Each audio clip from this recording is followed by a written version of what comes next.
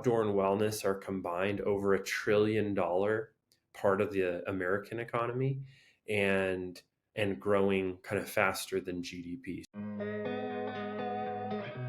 Hey everyone, this is Prashant and I'll be your host for the VC10X podcast. And today we have Jesse Marble with us. Jesse is the founder and partner at Wildwood Ventures. Jesse works across all of Wildwood, including growth, founder sourcing, advising, and investor relations. Prior to Wildwood, he was CEO of Magneti, an award winning growth marketing firm he bootstrapped, scaled, and exited. In this episode, we talk about Jesse's story and how he started investing in outdoor and wellness sector, how big is the wellness market, what they look for in companies they want to back, how they help startups in succeeding, and lots more. So without wasting any time, let's dive straight in. This episode is sponsored by my own podcasting agency called Podcast10X, where I help VCs start and run their own podcast. While I was running VC10X, this podcast that you're listening to right now, I asked my VC guests, why don't you start your own podcast? I mean, it's the best form of marketing for VCs. As they say, VC is a people play more than even a capital play. A podcast enables you to put your people at the front, your portfolio founders, your partners, and co investors.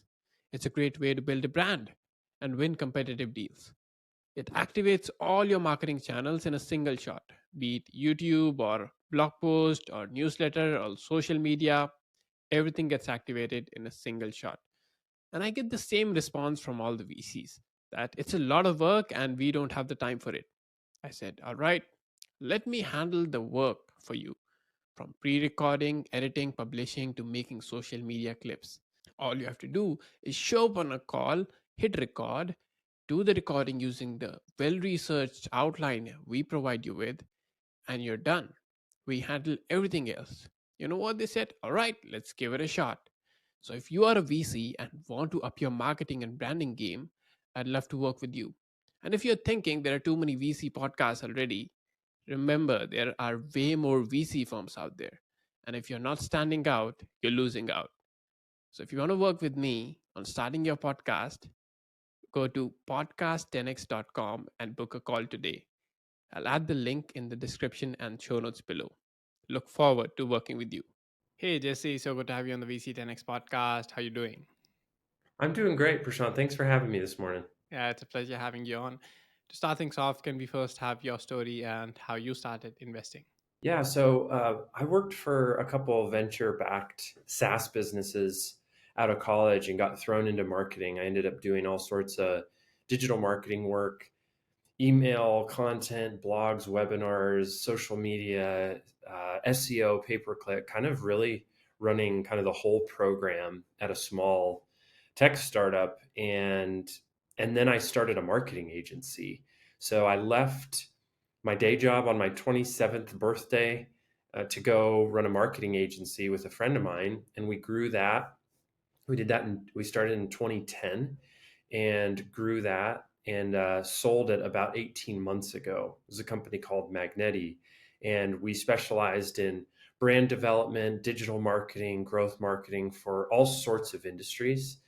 And it was just an amazing experience growing a team, starting something.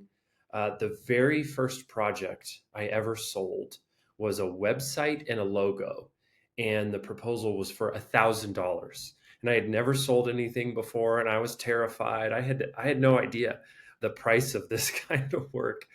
And fast forward 12 years, Magneti became a sizable agency doing big, meaningful work with lots of cool brands.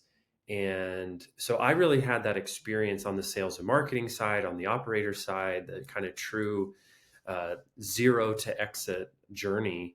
And it was amazing. Just had an awesome time with my teammates. And I'm really obsessed with trying to build healthy cultures. I want to build places that people enjoy working and bringing themselves to every day. So sold my business in the fall of 22. And I had previously met David Wagner, who's now my partner at Wildwood Ventures. And we've got great complementary skill sets, and the opportunity emerged to launch Wildwood. So Wildwood is actually we're just coming up on our 1 year anniversary here in May. And so I'm relatively new on the investor side. I'm coming from the operator experience, and David's got some great experience on the investor side, and we complement each other well there. But investing is something we did. We actually acquired a couple businesses as part of growing my agency, Magneti. And so I had a little bit of deal experience at Magneti, and now doing, obviously, investing full time with Wildwood. We've got 6 companies we've invested in our portfolio so far. Right, that's very interesting. And let's talk about Wildwood. So, what's the investment thesis here?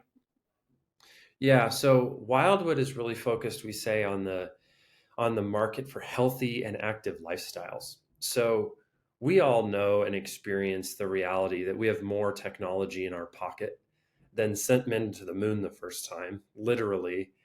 And we have more content, more information, more supposed connection than any generation in history. Yet the data is everywhere about mental health struggles. We're more lonely, sedentary, burnt out. There's anxiety and depression at rates we haven't seen before as humans. And so while there's just ways that technology has made our lives wonderful and amazing, there's ways we believe investing in technology can be better. And so our focus is on, we say, startups that are helping bring life to the full, technology that makes lives better. And so the specific verticals that we invest in, we say outdoor and wellness. Outdoor and wellness are combined over $1 trillion part of the American economy, and growing kind of faster than GDP. So there are just so many interesting sub themes about access to the outdoors and what health means, and kind of people taking health and wellness into their own hands as opposed to just relying on their primary care physician to direct them in those things. And so there's a lot of really fascinating, powerful trends and tailwinds that we think make investing in outdoor and wellness not only a valuable part of the human experience, we hope, but also compelling from an investment standpoint as well. Absolutely. I'm always a big proponent of anything related to wellness, and I do a lot of stuff myself outdoors. I swim every day and do workouts every day in the gym. So big fan of what you're trying to do at Wildwood. And let's talk about the market size here. How big is the wellness industry? Yeah, so wellness is a unique category because it quickly bumps up against a lot of medical and kind of what we call capital H healthcare.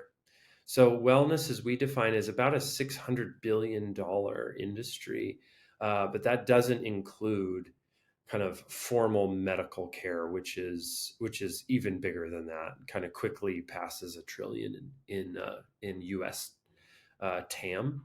And so wellness right now has a lot to do even with kind of fitness, mental wellness, and well-being, and those are areas we're really excited about as well. So wellness just has a very particular bent towards the personal ownership and participation in your holistic well-being, and that's not just physical, right? That's also mental, spiritual, and social. And so some of the things we think about that we see and are wanting to invest in include things like how you spend time with people, maybe even investing in. We've seen some opportunities we haven't invested yet. People that are rethinking social media and how we spend our time scrolling on our phones. Um, Social media and technology are not going anywhere. And so we don't believe that our job is to kind of, you know, burn the phones and let's live in a cave. That's just not our view of the world. But instead, maybe we can design anew how we use and rely on technology. Right, totally agree. And social media is an interesting aspect of this problem because I think it's often considered as a problem in the mental health space that everyone is indulging in doom scrolling, as people call it, right?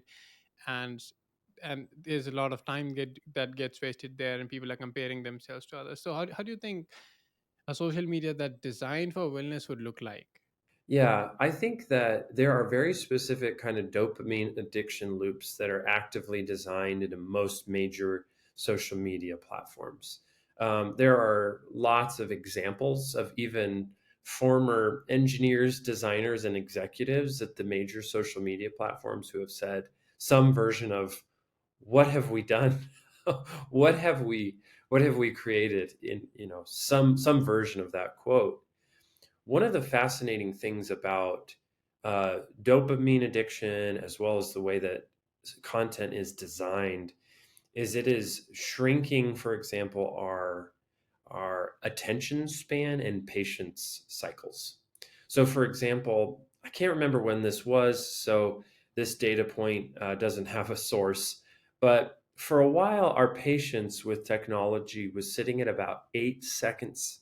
You'd be willing to wait and let a web page load. This was probably about a decade ago, but you were willing to wait about 8 seconds. Um, Most research shows that our attention span now as adult humans is about a second or a second and a half for something to happen, whether it's a page we've clicked on, something to load, or even some kind of hook in the content. What's fascinating is that the attention span of goldfish is actually longer than that now of an adult human.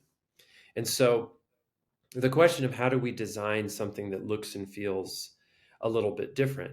One of the pieces that I think is really fascinating is that early social media, if you look at MySpace, if you look at Facebook, even very early on, Facebook came out and was made public my freshman year of college. It was 2004.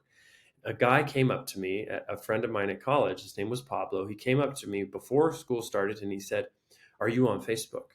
And now my college undergrad, I went to Colorado College. It's a small liberal arts school here in Colorado. And they were still publishing, it was called the New Faces book. And it was almost like a yearbook for the freshmen. Had everybody's pictures, a little blurb. It was called the New Faces book. And so Pablo said to me, "Are you on Facebook?" And I said, "Well, isn't everybody in the New Faces book?" And he was like, "No, Facebook. It's like this online thing." Early Facebook, you had a wall and you had all of these ways that you would interact with people, but it wasn't a feed. And also, interactions were not quantified with likes, comments, and reshares. And I think one of the primary mechanisms that drives mental health questions is actually the quantification of social interaction, because that's not how the human brain works. We don't have an objective external measurement of how something is going. For example, you and I are talking right now. I can see that you're engaged because you're smiling and nodding along and asking questions, but there's no like specific score that you're giving me right now. That's how the human brain is used to, right? Is we're in a group of people, we talk to some, we might like some, we might like it, but there's no objective quantification.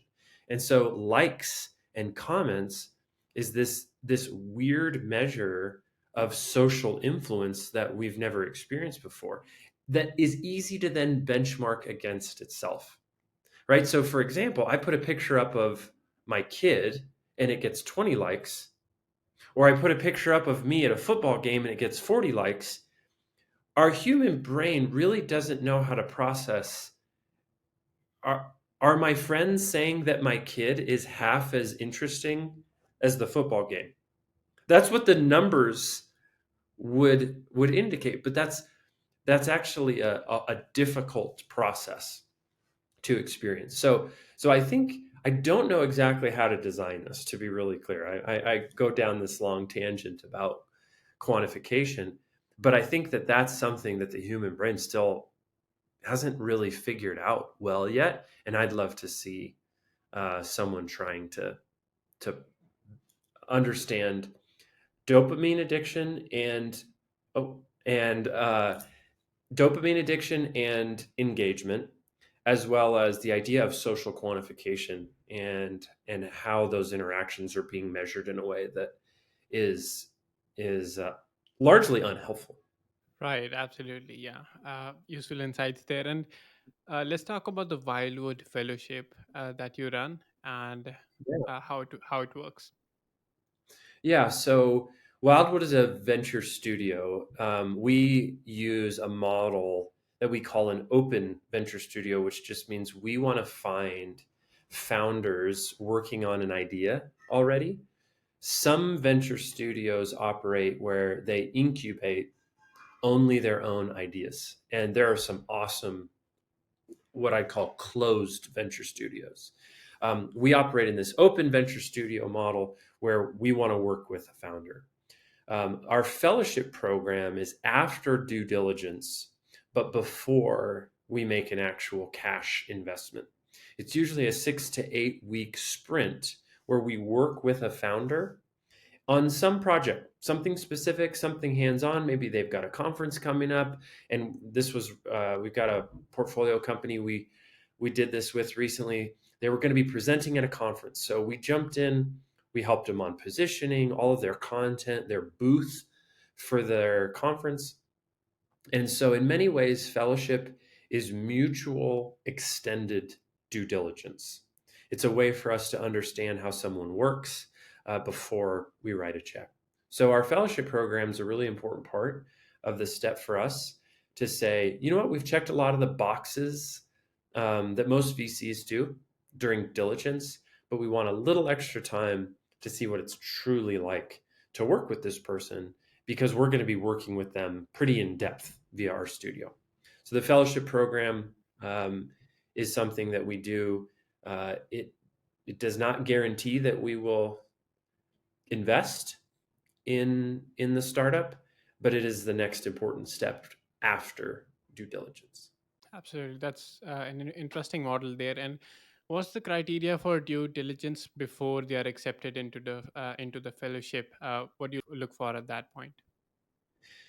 Yeah, so because we're very early stage as an investor, there's a lot of pieces of due diligence that aren't as robust or important, right? I mean, doing a lot of in-depth interviews with current customers, for example, we do a little bit of that work, but maybe not as much as another, call it seed and A style VC. But still, we're looking for opportunity. And what I mean by that is we are looking for businesses that have a great founder solving a pain point that customers are willing to pay for in a large market that can scale to be a very large business. So, some of the diligence we do, for example, is just understanding market size. Um, a fascinating dilemma for many entrepreneurs, whether it's in high growth tech startups or in many businesses. Maybe you have found success in product market fit with a meaningful batch of folks. The question is though, how big is that batch? Right? So for example, if you only sell software to left-handed people named Jill, maybe you can sell software to every left-handed person named Jill, and you have great product market fit there. That market just probably isn't very big. I don't know how many left-handed Jills there are. So market size is obviously really important. And one of the things that's unique about investing in early stage, before I was in the venture world, I didn't understand when I would hear VCs talking about trying to find billion-dollar businesses. I thought it sounded maybe greedy or selfish or like, hey, there's lots of businesses smaller than that. Yes, very true. Very true. Awesome. My old business, Magneti, was not a billion-dollar business.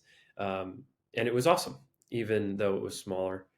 But because of the failure rates of startups within a given investing portfolio, your winners have to make up for all the ones that fail.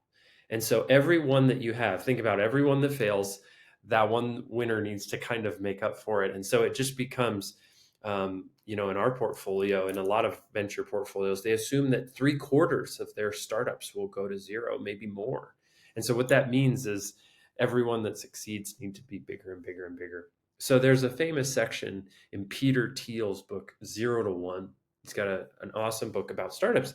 He just shows this very simple math that, hey, um, you need to look for businesses that have a shot of solving $1 billion problem, because they're going to fail at such high rates that the big ones will make up for the small ones. And so that just means we're looking in diligence for businesses that have a great founder. They don't have to be a founder, have been a founder before, but they need to have awesome subject matter expertise, solving a painful problem in a large TAM. And that painful problem is one that can be hard to quantify. But a lot of times people will like a product, but will they really pay for the product? And that's an important test that we want to understand is how painful is the problem really, or is it a nice to have? And there's actually a lot of risk in the difference between a nice to have product and a must have product. And hopefully we're finding must have things to invest in. Absolutely, and the studio model is very interesting. So, are you when you're doing the investing, are you doing it with the typical pre-seed or seed round, or is it taking up a sizable stake in the company, like some studios do, taking up maybe 30-40% of the company? So, how does that work? Yeah, awesome question. So I'll allude back to what I mentioned before, this idea of an open venture studio, which means the founder's already working on something. So what it means for us, um, you've asked about fellowship. So we have due diligence, we do a fellowship program, and then we will write a check, which is for at kind of at pre-seed for our that founder to come into our studio in what we call our EIR program, our Entrepreneur in Residence program. So that's usually a pre-seed style check. At that point, we are both writing a check, usually via a safe or a convertible note, mostly safes. Right now, Carta's data is showing that most pre-seed rounds are on safes, unless it's in like biotech or maybe a lot of deep tech industries. Most of it's on safes. And so at that point, we're both writing checks for safe as well as taking and holding common shares as the studio. The thing that's unique about Wildwood, though, is we don't typically take as much common as many studios do. So we end up sitting closer to accelerators than a lot of what we call those closed venture studios that sometimes take. You mentioned 30 to 40%. There's some studios that own north of double that of the businesses they start. So we've just specifically chosen to partner with founders that are already building, and that means we do take common shares, but less than probably some of the other studios out there. We kind of sit between other studios and accelerators in our common. Absolutely. And once they are accepted into the program and you're investing in them, how long are they going to keep working with you from your space and building their companies? Yeah, so our EIR program, so once we invest, we bring them into the studio. Our EIR program is a full year, and that's very hands-on, custom. We only do a few a year, as opposed to some accelerators that do larger cohorts, for example. So we have a year long, up to a year long EIR program, and then we're usually engaged deeply, whether it's a board seat or some kind of advisor for an extended period beyond that. We only started a year ago in last May, so we don't have kind of a long tail of timelines. But for example, we've got a portfolio company called Out and Back. We are involved in the board environment for that founder and a very close advisor to him. So even though he's not quote unquote, that founder is not in the studio anymore, we are still involved, helping make intros. We're doing advisory work regularly with him as well. So it's intended to be a long term relationship, even beyond the 1 year EIR program. Right. Absolutely. And can you tell us what are the key aspects of the business that you're helping these companies with that you're investing in? Yeah, so we kind of have five main categories that we think about during the studio that we're hoping to make meaningful progress on. The product itself, trying to build something people love.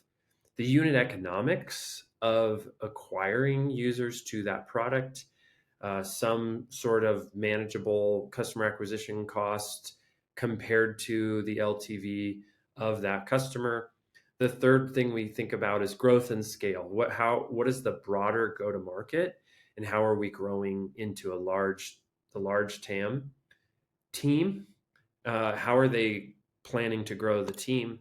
Do we need to help them hire talent or source freelancers for certain specialties? And then fundraising. That's actually probably the area of quickest and highest value will be to say, hey, we helped them raise their pre-seed. Sometimes they want even more in their pre-seed round. So we actually have a portco recently that we brought them into the studio. We gave them money on a safe for a pre-seed round, but they wanted a little more in pre-seed. So we just found out that they were able to finish out their full pre-seed round with some of our help. So fundraising is a big thing that we can add value on. And fundraising not only is hard and confusing for many founders, but it's also, it just takes a lot of time. So if we can help grease the skids a little bit with relationships we have with other follow-on VCs that are excited about Wildwood deals, hopefully our founders can not spend as much time fundraising as maybe if they were doing that solo. So fundraising is a big thing that I help with as well personally with our portfolio companies. Right, absolutely. And what are some exciting portfolio companies that you're backed? Yeah, so one of the, we'll call it oldest, even though they're all startups, which are so new. We have one I'll brag about. It's called Out and Back, and it is a used gear managed re-commerce marketplace. So essentially, you can go buy and sell used skis or tents, and they're starting in outdoor gear. And Out and Back was actually the first studio business that Wildwood worked with. And Out and Back is doing really well. They grew just massively in 2023, on pace to grow massively again in 2024.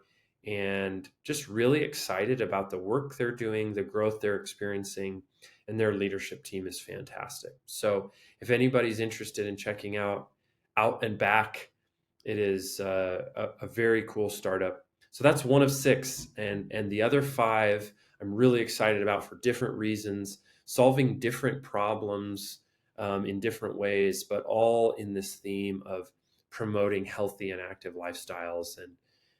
And so I mentioned Out and Back, but all other five are really special, different angles, different teams, different skill sets, and we're doing our part as best we can to help them grow and thrive.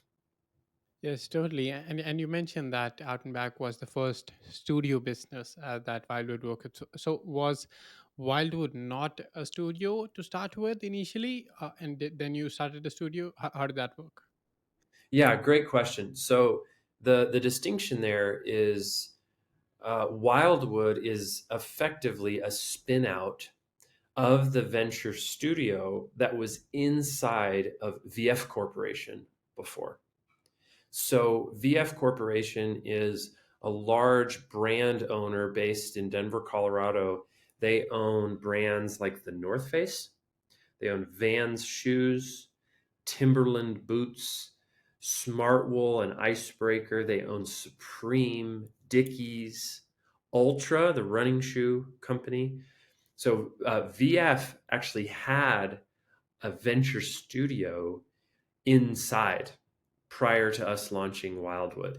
And so we were able to effectively, so Out and Back was working inside of VF, inside their studio before. And when we launched Wildwood, we essentially took over some of the portfolio and team that had been inside of VF Corp. So Wildwood is about a year old. Out and Back, for example, is, I don't know their exact inception, but say it's a couple years old. And that was because they had been incubated, if you will, inside of VF Corp before Wildwood started. Got it. Got it. Good to learn. And let's also talk about the portfolio construction strategy that you're employing at Wildwood. Yeah, so we are a kind of a combination of both B2B and B2C startups that we will invest in. Our thesis, when you hear healthy and active lifestyle, you tend to think that that's going to be all B2C businesses, but we're a mix of B2B and B2C. We're also not investing currently out of the first fund into physical product. So these are all tech businesses, digitally led businesses. We're not investing in apparel. So we're not investing in the next North Face or Vans shoes. We're trying to build businesses that stand alongside that physical product ecosystem.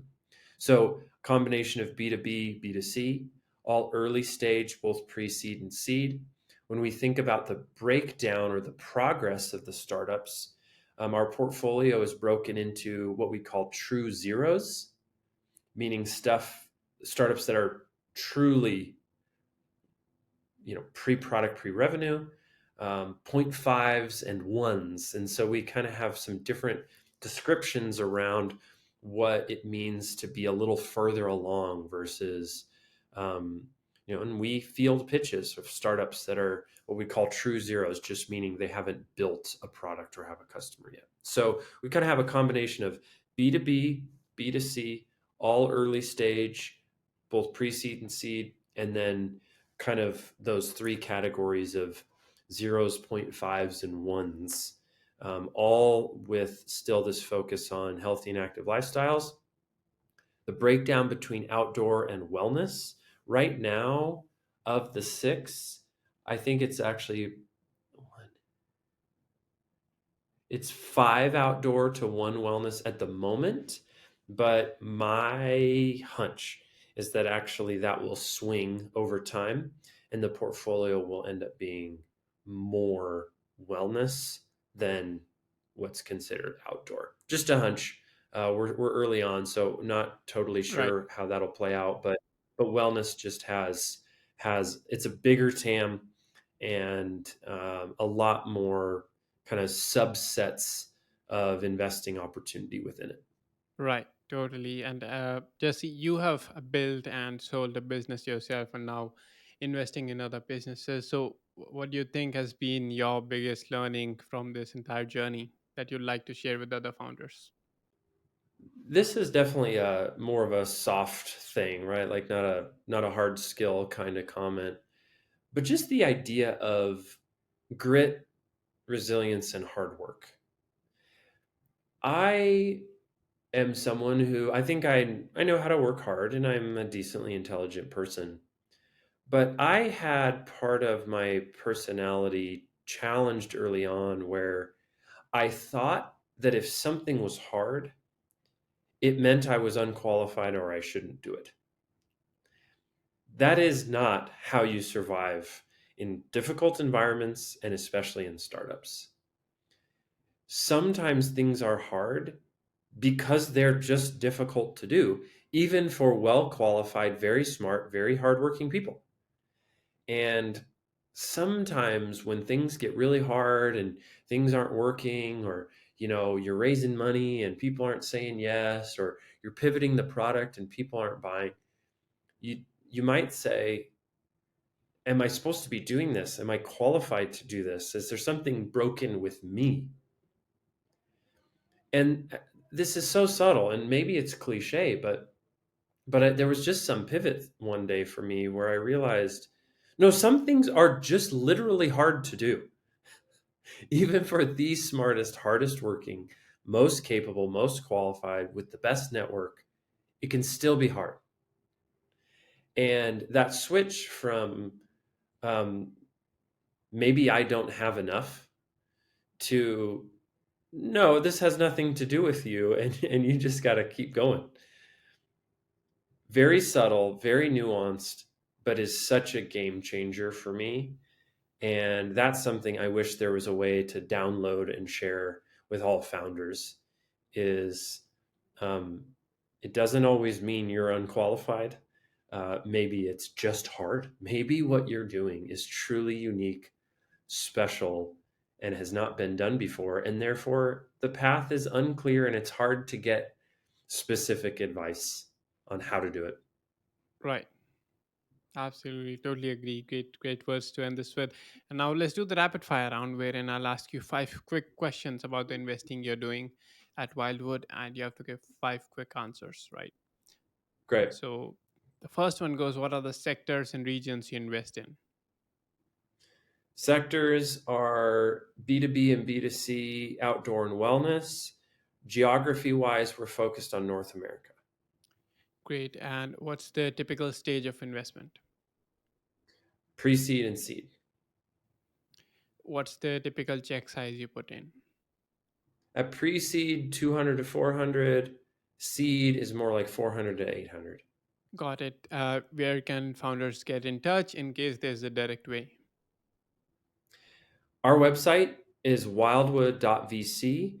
We actually have, there's several buttons that say pitch to us. We've got a form founders can submit docs. We look at every single form submission that comes to the website, as well as on LinkedIn, our Wildwood Ventures web LinkedIn page.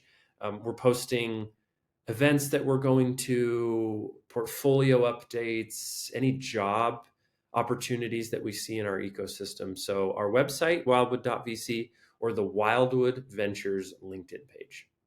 Awesome. And last one, where can our listeners follow you? Yeah, I think the LinkedIn is the best spot, whether that is the Wildwood Ventures LinkedIn page or my personal LinkedIn as well. JESSEMARBLE.